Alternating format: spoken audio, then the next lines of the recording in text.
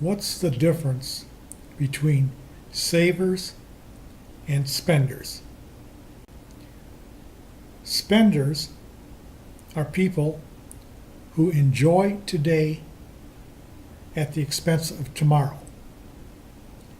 Savers, on the other hand, are those who put off the pleasures of today so they can have something for tomorrow.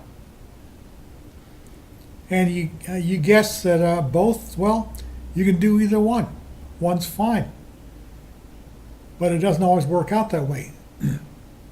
Because hopefully everybody has a tomorrow. We all have a today. But hopefully everybody has a tomorrow. And what is tomorrow? Tomorrow is when you retire. So they shouldn't call it tomorrow. They should call it the time you retire. Now, Sharon and I got married. I was 21 and she was 20. We had nothing, as most young couples starting out. Nothing but a job. And out of that job, we were able to save money. Not a lot of money, but save something. There was no such thing as our job that we couldn't figure out how to save some money. Well, out of that savings, we come up with a down payment for our house. Out of that savings, after that, we started to invest in the stock market.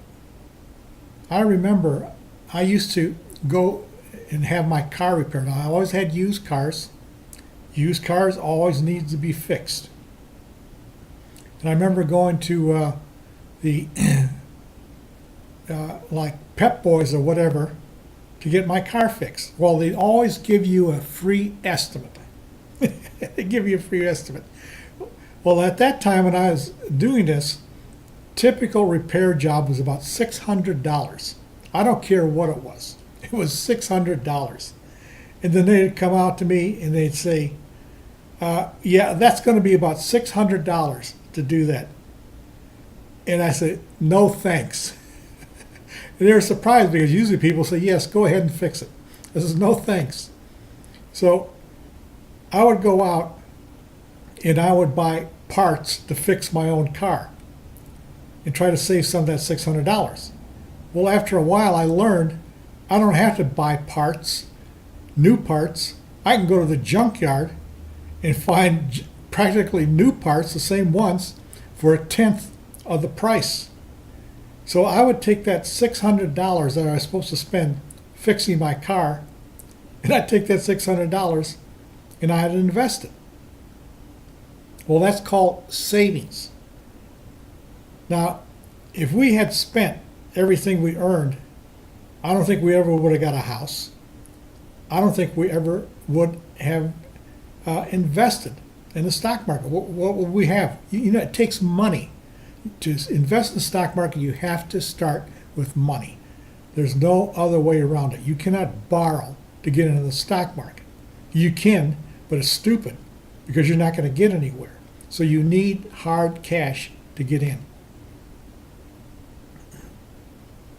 Now, getting back to saving versus spending, my neighbors, and this is typical for homeowners in a neighborhood, my neighbors spent all their earnings fixing their house, making additions to the house, remodeling their house.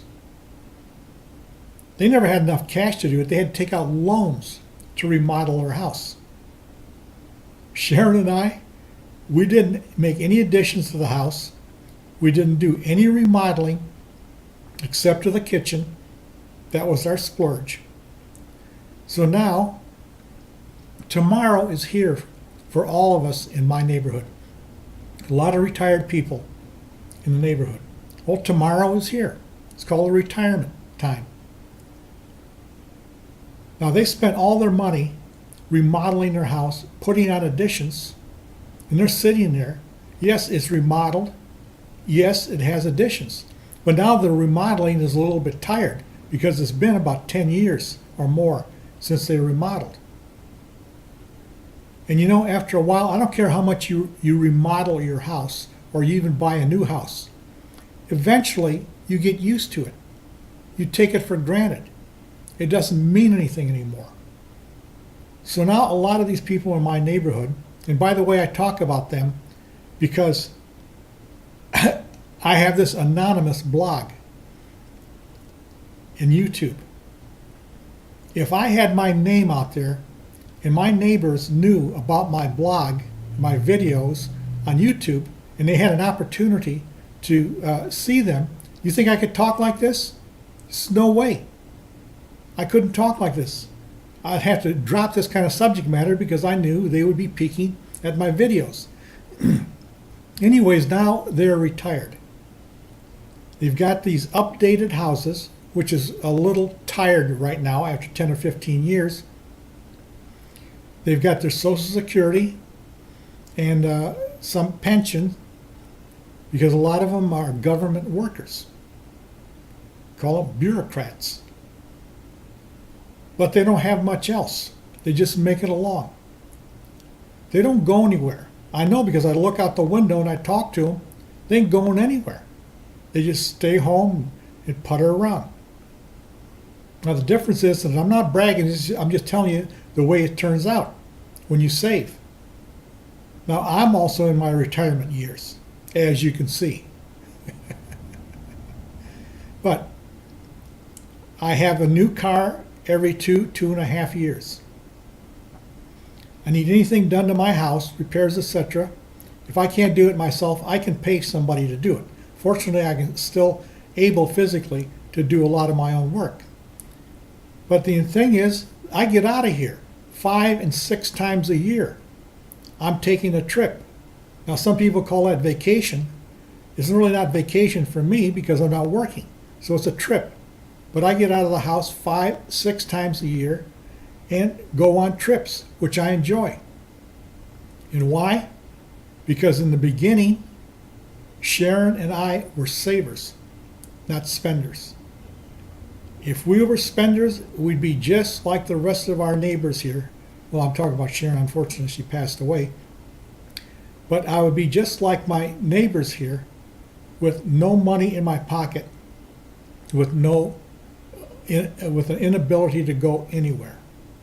So it's kind of an explanation of the difference between spenders and savers. And unfortunately, if you're a spender, it's hard to break. And I'll tell you, savers generally have it in their bones to save.